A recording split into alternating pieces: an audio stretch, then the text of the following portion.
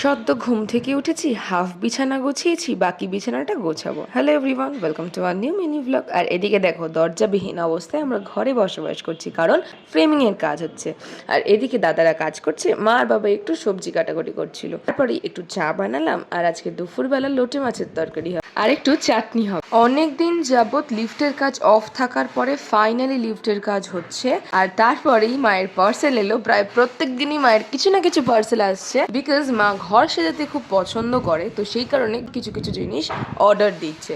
তো এটা তার মধ্যে থেকে একটা।